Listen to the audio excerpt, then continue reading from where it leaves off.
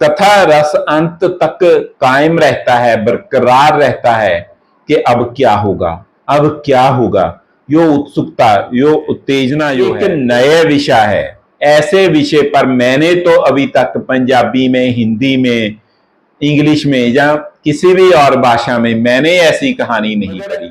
अद्वैतवाद, जो द्वैतवाद का कंसेप्ट पेश करता है, उसे वो अद्वैत से अद्वैत में जब लाने का यत्न करता है और उससे वो एक हल्का सा स्पिरिचुअल टच देता है। ऐसी होती है गरीबी, ऐसा होता है भय, ऐसी होती है दहशत, और सबसे बड़ी ऐसी होती है मृत्यु की। अब फिर इन यादों ने मुझे सोने नहीं दिया। तो वो जो 25-20 साल की वर्ष की जो आयु है, वो सभी नाचने लगे। कुछ समय के लिए मृत्यु टल गई थी, कुछ समय के लिए मृत्यु टल गई थी। इसी दौरान जो मानसो है वो खाना छेती छेती खाती है, पता नहीं उसके मन में क्या है। ये एक अलग साइकोलॉजिकल क्वेश्चन है, मनोवैज्ञानिक प्रश्न है। अमृतु एक दिन खाना खाते खाते छटपटा जाता है, बेहोश होकर या कैसे भी गिर पड़ता है। अब वैद्य को मंगाया जाता है, वैद्य उसे अपने पास ले जाता है। ऐसे लोगों की जो दुर्दशा है, जो मनोदिशा है, जो उनका मार्मिक वृत्तांत है, विवरण है, उसे पेश करना।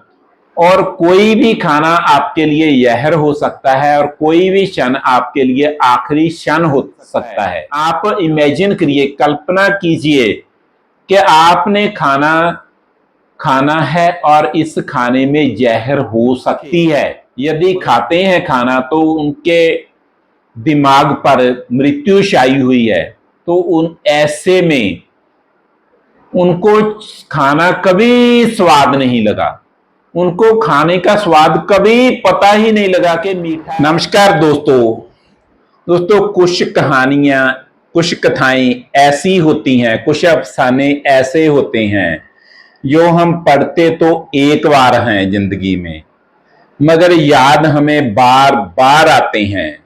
रसूल हमजा तोब की शाकर किताब है मेरा दागिस्तान।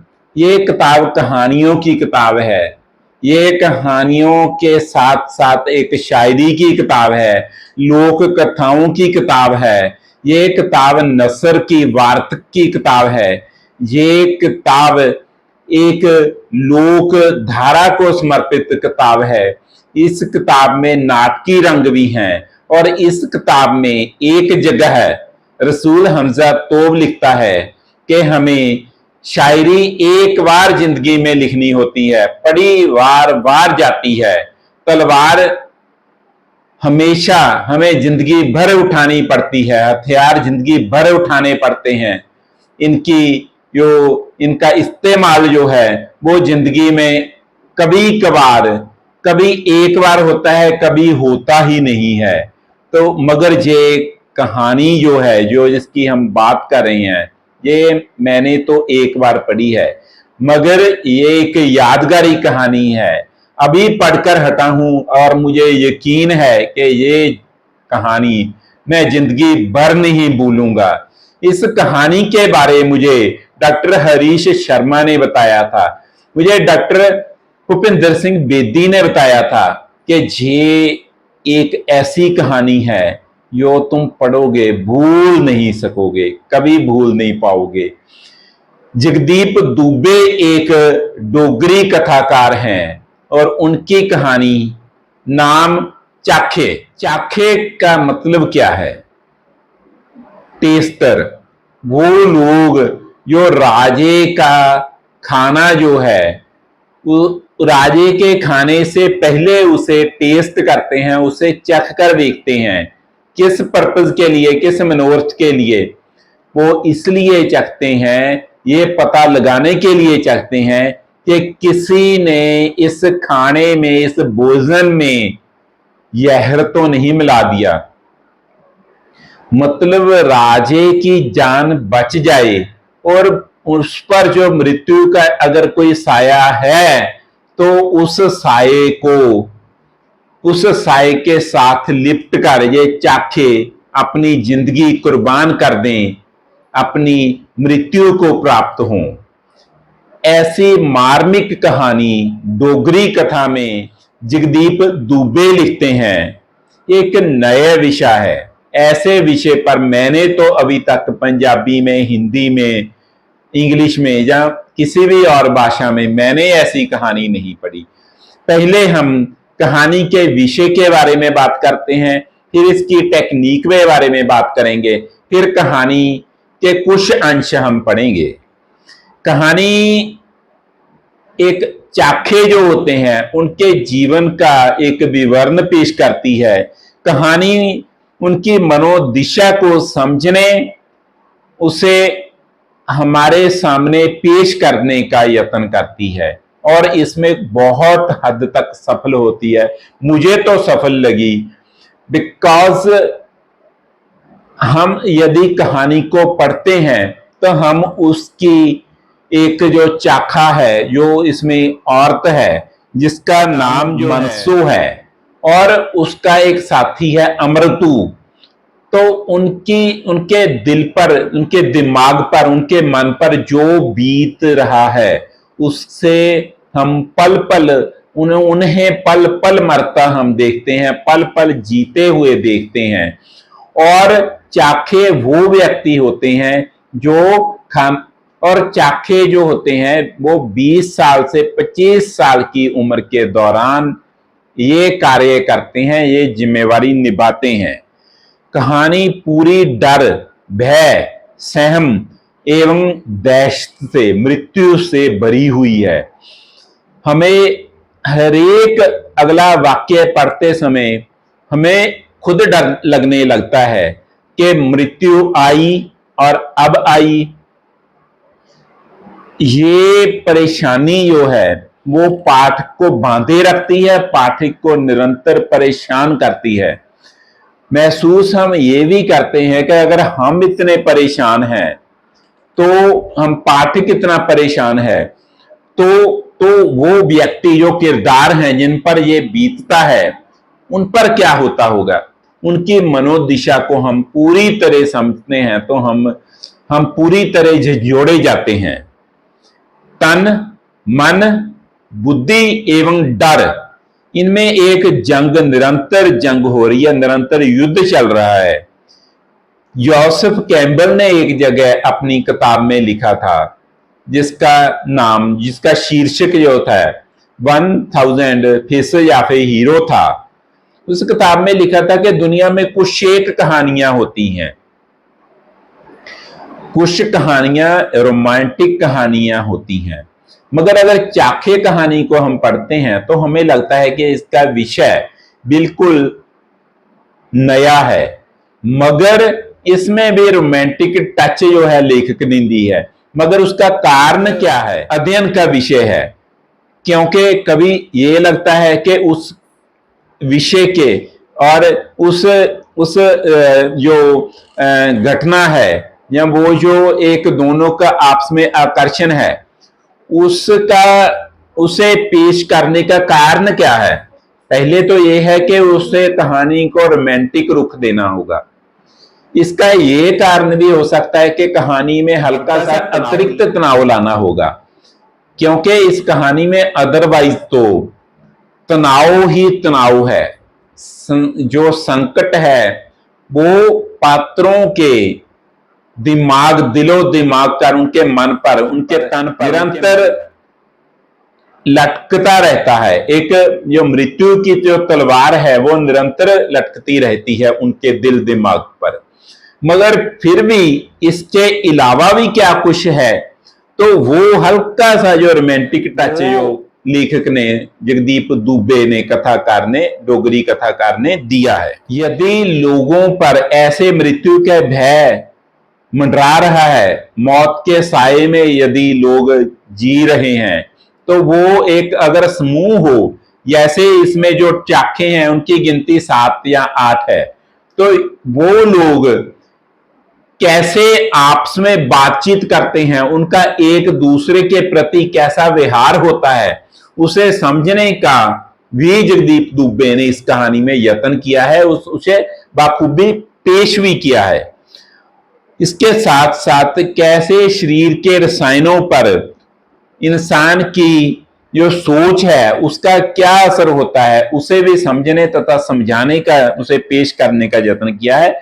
जिस्म एवं मन का जो युद्ध निरंतर चल रहा है, इसके बारे में दार्शनिक, पश्चिमी दार्शनिक रेने डिकार्टे ने बहुत सर्वेक्षण किए, बहुत खोज की, और उसने ये बताने का यत्न किया कि जो मन है और तन है ये दो वस्तुएं हैं, मगर अद्वैतवाद जो द्वैतवाद का कंसेप्ट पेश करता है उसे वो अद्वैत से अद्वैत में जब लाने का यत्न करता है और उससे वो एक हल्का सा स्पिरिचुअल टच देता है। वो कहता है कि हमारे दिमाग के कहीं ना कहीं एक ऐसी ग्रंथि होती है जो मन और तन को आपस में मिलाती है। यहां पर मन तन को निर्देश देता है और तन जो भी पीड़ा या खुशी प्राप्त करता है उसकी सूचना मन को देता है। तो उस चरम सीमा, उस शिखर बिंदु को छूती है ये कहानी। मगर सवाल एक है, मगर इसमें इसका विषय पक्ष यदि हम समझने का यत्न करते हो तो हम क्या, हमारे मन में एक सवाल निरंतर हमारे दिमाग को, हमारे मन को, हमारे दिल को झंझोड़ता है और हमारे सामने खड़ा रहता है कि क्या ये लोग जो चाखे हैं, जो नित्य प्रतिदिन मौत मृत्यु का सामना करते हैं, क्या वो अपनी इस नौकरी को छोड़ नहीं सकते? इस सवाल का जवाब जगदीप दुबे ने कहानी में कहीं नहीं दिया है। मगर ये जरूरी नहीं कि कहानीकार या कथाकार इस सवाल या किसी भी सवाल या प्रत्येक सवाल का जवाब दे, मगर ये एक सवाल है जो निरंतर पाठक में मन में रहता है और अंत में इस सवाल के बिना ही, इस सवाल के जवाब को हासिल किए बिना ही पाठक कहानी समाप्त कर लेता है। यदि इस डोगरी कथा का कला पक्ष हम देखते हैं तो हम देखते हैं कि इसका जो इसमें जो तकनीक का इस्तेमाल किया है वो बाखूबी है। अंत क्या है ये सोचा भी नहीं जा सकता। मैं सोच रहा था कि ये बच जाएंगे या इनके साथ कुछ हो जाएगा, मगर कहानी तो अंत में जाकर हम देखते हैं कि 20 से 25 साल की उम्र में जो मनसों के साथ हुआ, जो अमृतु के साथ हुआ, जो इन्होंने 5 साल चाखे की नौकरी की और जो पल पल मृत्यु का सामना किया, 95 साल की उम्र में, एट द एज ऑफ 95, अभी भी वो डर, वो दहशत, वो भय, वो सहम उनकी जिंदगी में अब उतना ही है, क्योंकि 5 साल लगातार उन्होंने इसका सामना किया। अब भी उनके मन की कंडीशनिंग जो है, अब उनके मन की जो सोच है, उससे वो भय नहीं निकला है। ये एक साइकोलॉजिकल एस्पेक्ट को बहुत खूबसूरती से निभाया है जो जगदीप दुबे जो कथाकार हैं उन्होंने। कथा रस अंत तक कायम रहता है, बरकरार रहता है कि अब क्या होगा, अब क्या होगा। यो उत्सुकता, यो उत्तेजना जो है वो निरंतर पाठक के मन में जो है रहती है। तो अच्छी कहानी वही होती है जो हम दादी माँ से, नानी माँ से कहानियां सुनते रहे हैं, तो हम सवाल जो जिसे हुंकारा भरना पंजाबी में कहते हैं, तो वो सवाल जो है हमारे मन में निरंतर गूंजता है कि फिर क्या हुआ, मनसा के साथ क्या हुआ, मनसों के साथ क्या हुआ, अमृतु बच गया। ये सवाल निरंतर हमारे मन में, पाठक के मन में रहता है और अंत में जाकर पता लगता है कि ये तो 75 साल पहले की बात है। रश्मि तनाव तो नहीं है, मगर तनाव संपूर्ण कहानी में बरकरार रहता है, संकट निरंतर बरकरार रहता है।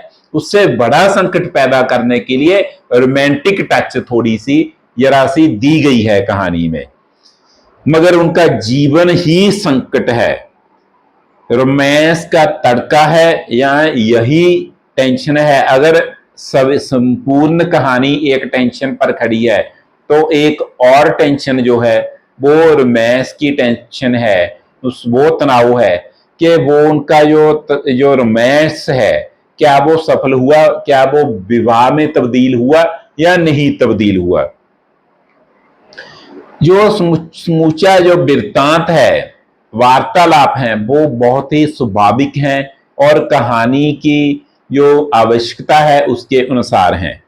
कहानी का आरंभ, कहानी का अंत, कहानी का मध्य, तीनों ऐसे हैं कि स्वाभाविक भी है और ओपनिंग सीन जो है वो पाठक के अंदर एक उत्सुकता पैदा करता है कि आगे क्या होगा। कहानी का सिरलेख कहानी को, समूची कहानी को बांध कर रखता है। पात्र जो है उनका जो चित्रण है, उनकी जो पेशकारी है वो ग्रो करते हैं, वो डेवलप करते हैं और अंत में हम इसकी चरम सीमा देखते हैं।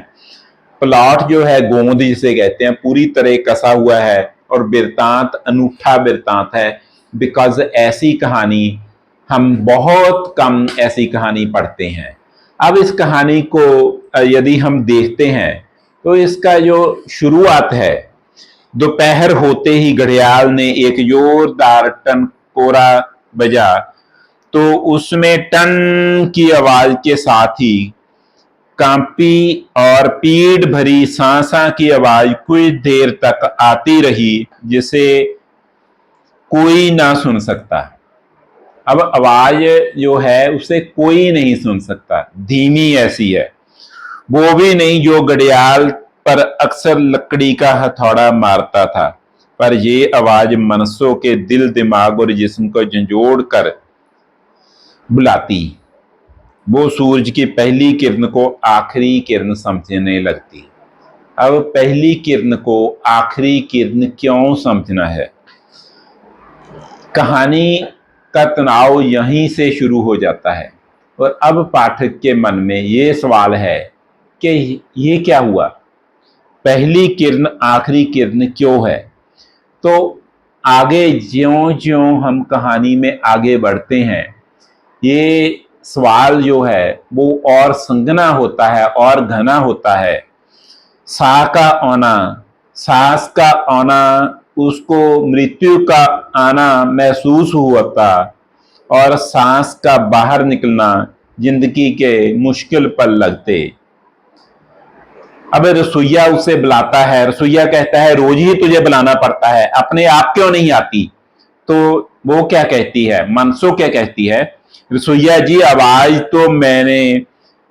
आवाज से पहले तो मैं जीती होती हूं, आवाज आने तक अधमरी, अधमरी से मरने तक का सफर तय करने में समय तो लगता है।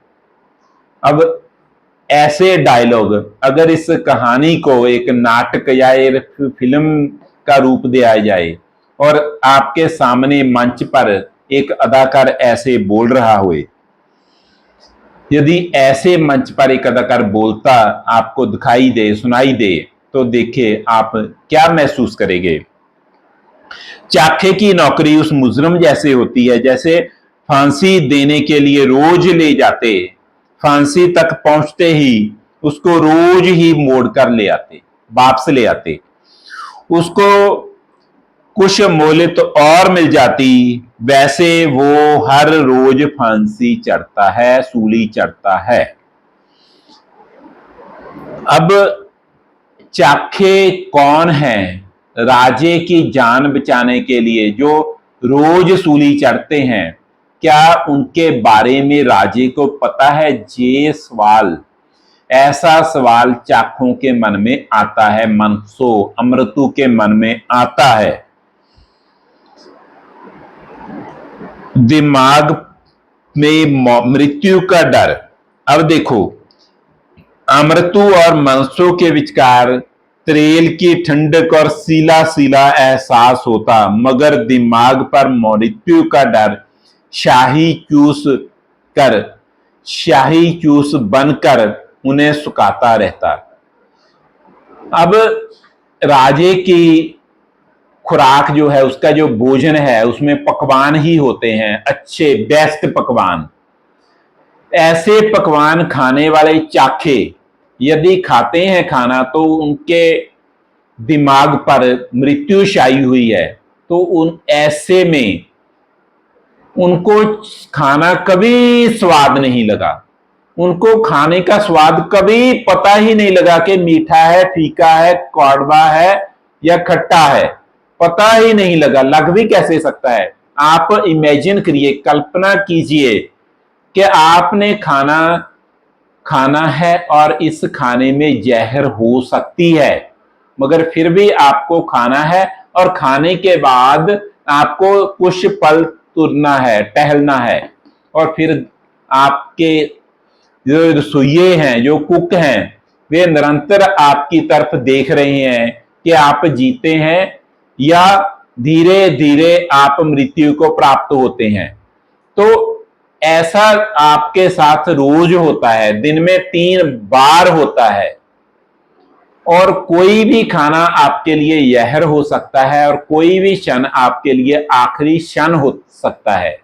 जो सूली पे जिसे चढ़ना होता है, वो तो एक बार सूली की तरफ चढ़कर जाता है। ये लोग तो 5 साल लगातार हर रोज दिन में 5 बार सूली चढ़ने के लिए जाते हैं, बच जाते हैं, फिर वापस आते हैं, फिर वापस आते हैं, फिर जाते हैं, फिर जाते हैं।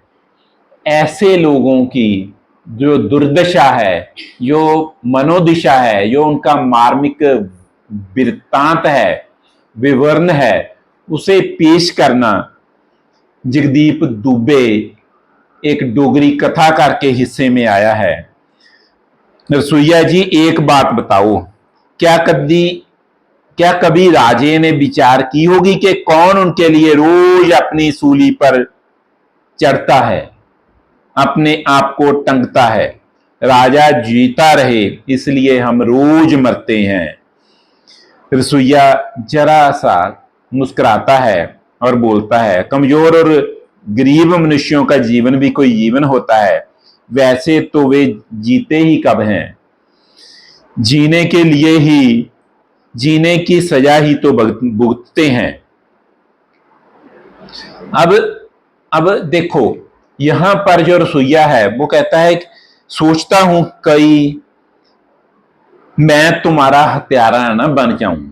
अब पहली बार उन्हें लगता है कि राजा तो उन्हें नहीं सोच रहा उनके बारे में, मगर कोई तो है जो उनके बारे में सोचता है। ये बात मनसों ने कभी सोची भी नहीं थी कि कोई और भी उनके लिए डरता है कि कहीं इनकी मृत्यु ना हो जाए।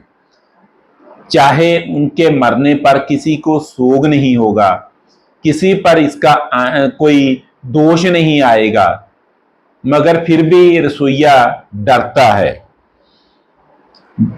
क्योंकि उसके मन में भी एक भय है कि जीते जागते इंसान जिन्हें वो रोज मिलता है, उनके लिए वो जलाद ना बन जाए।